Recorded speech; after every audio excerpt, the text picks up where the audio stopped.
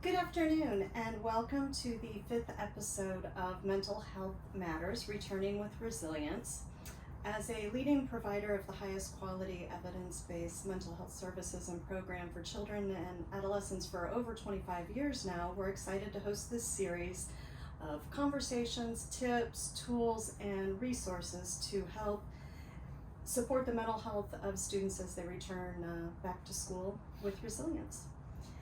I want to thank the Children's Services Council of Martin County and CORE for supporting this prevention program. Our first Mental Health Matters series is focusing on returning with resiliency. We expect that some students will struggle as we return to in-person school and other activities. And our goal for this series is to provide parents and students with the resources to help them ease into that transition and emerge resiliently.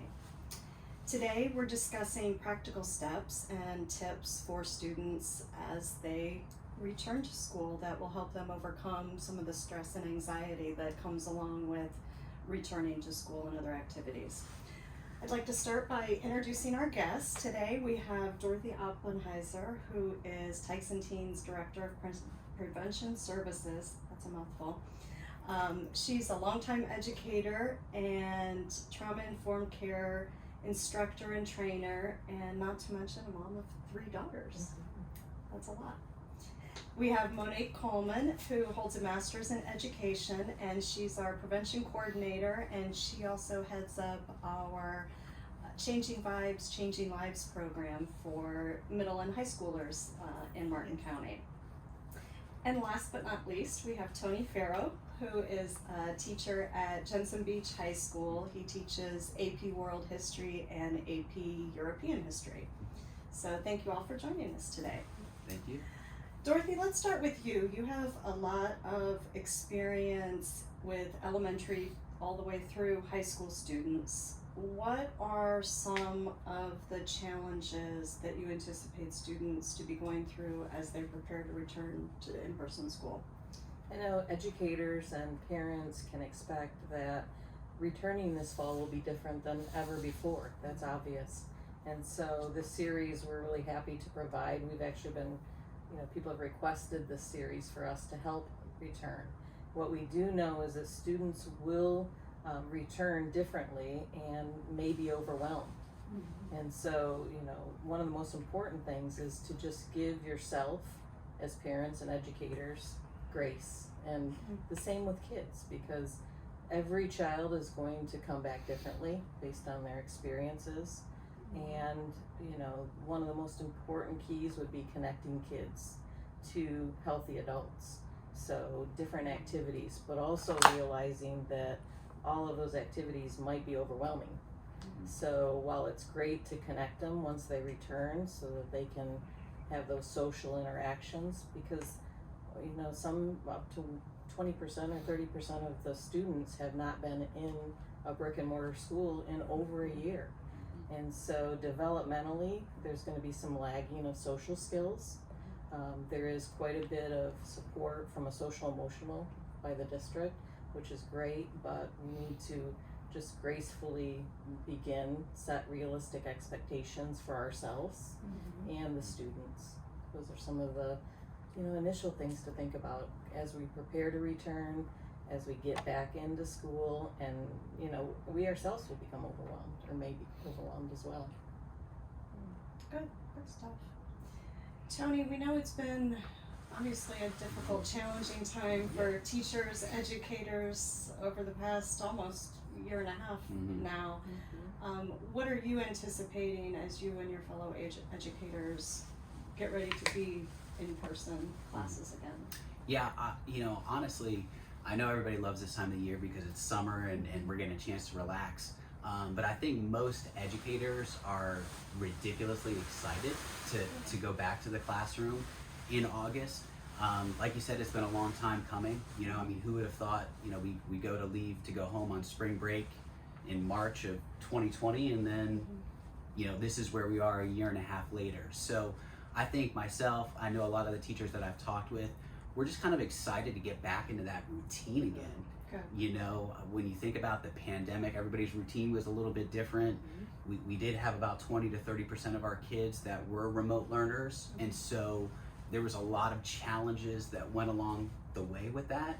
And so to kind of get back to what we used to do, to just enjoy every second of it, you know, for me, I think my biggest thing is, you know, we Martin County did so great with all the safety precautions, but, you know, being able to see our kids' faces this year, that's something that is going to be a very powerful moment. So I'm pumped.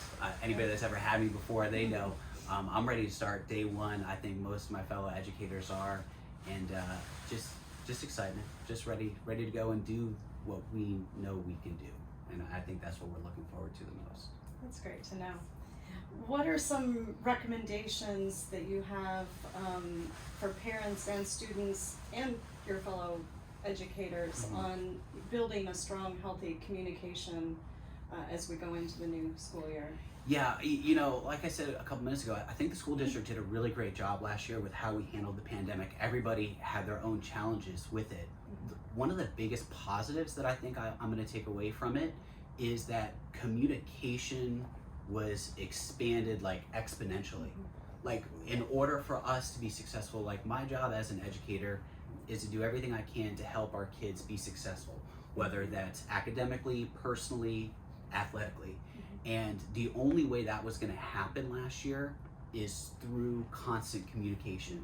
And I would hope that a lot of the parents really felt that way, whether it was from the school district, the principals and administrators, from the teachers, from the guidance department. I felt like there was a lot of information that was constantly being sent out, and there was a lot of real conversations that happened.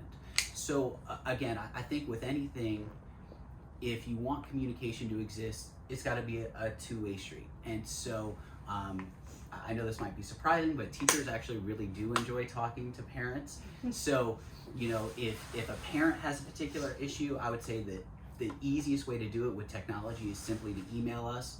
We are so busy during the day that a phone call is just kind of like, it's just too difficult. Like, if you're teaching 6 or 7 periods, or you're an elementary school teacher and you have 25 little ones and you only have a 30-minute planning period, you know, to make a phone call might be a little bit difficult. But if you need to contact us, our email is available on our website. It's available through Focus. It's available through all the different media platforms. Just email us and we'll get back to you as soon as possible. And if you're a student, you know, I think that there's a great deal of understanding in regards to what happened with the pandemic. So I do feel like grace is something that a lot of us did last year. If you have an issue, just talk to your teacher so that we can provide you the help that you need. Either come before school, stay after school, you know, even if it's a quick question. You know, like I had a couple students last year, they were still a little nervous to ask questions in front of everybody, and they were remote learners. They were on Zoom. So they would just wait, and then once the class started to leave, they'd be like, hey, Mr. Farrow, I have a question about this. And if that made them feel comfortable, it was worth taking that extra 2 or 3 minutes. So if you're a student, feel free to ask us. And then same thing with the parents. And then again, use what we provide. We, you know, hopefully we'll still have an in-person open house this year. Hopefully we'll have in-person parent-teacher conferences.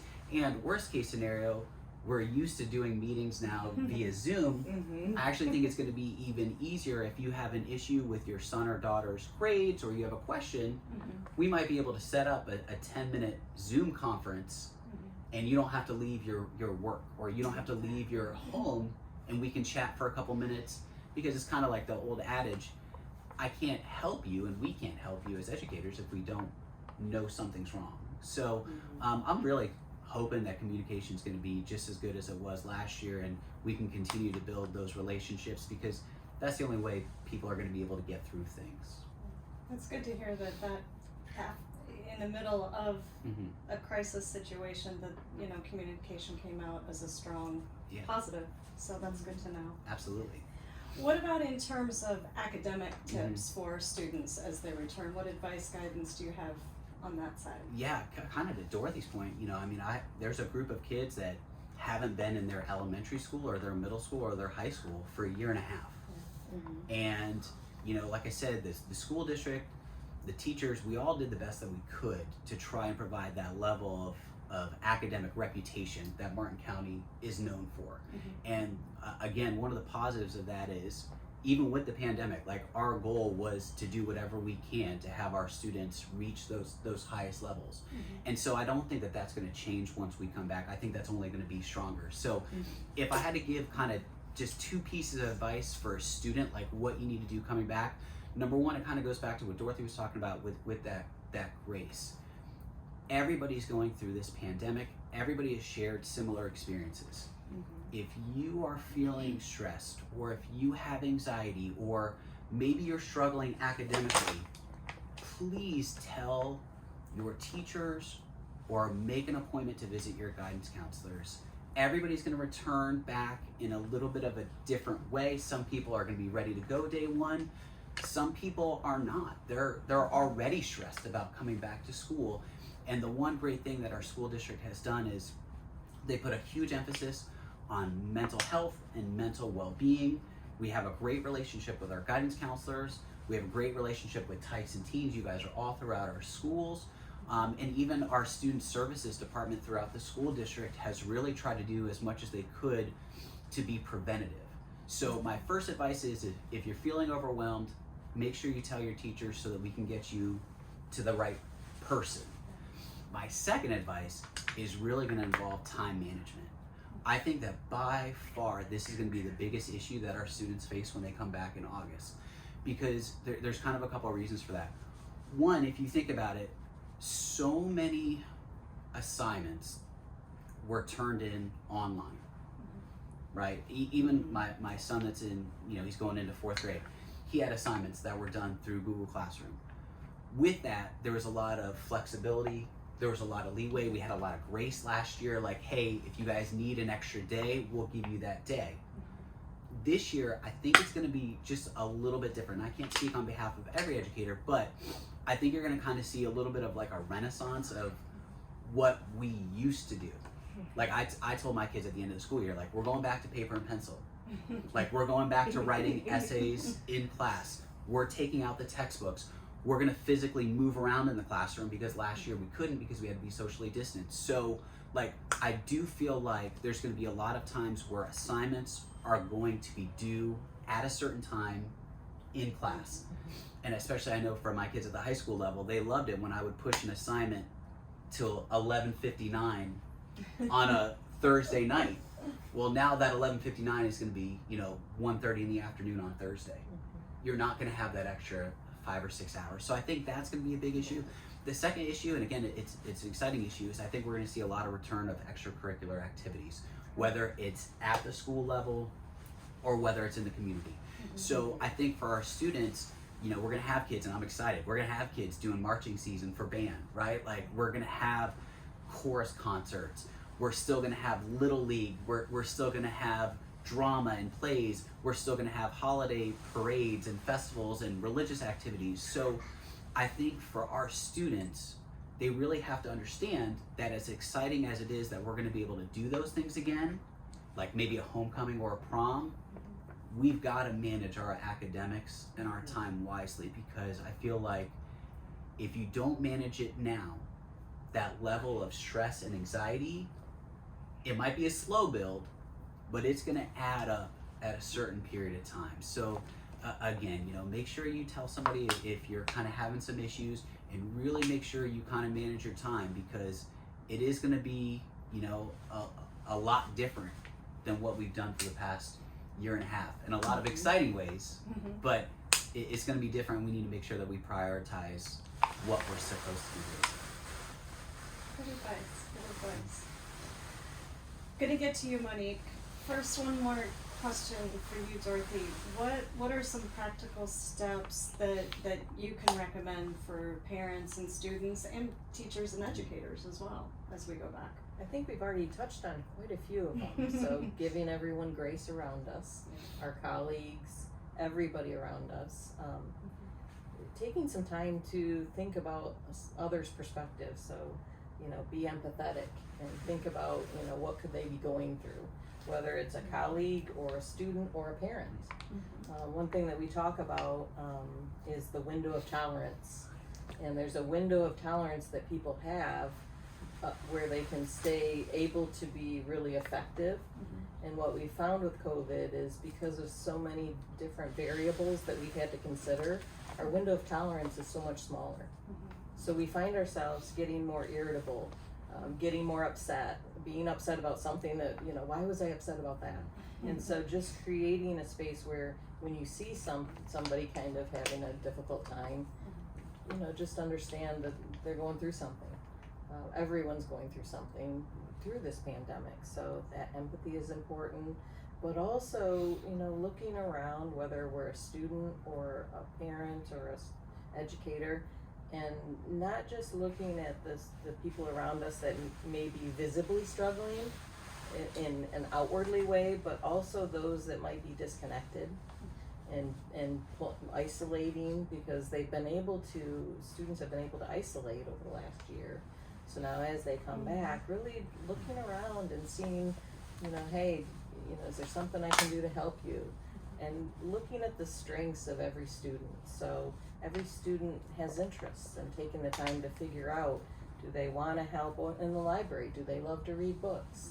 Is there something that we can do? So thinking outside the box so that we can connect our students in a way, because like you said, relationships are really going to be more important to help our youth.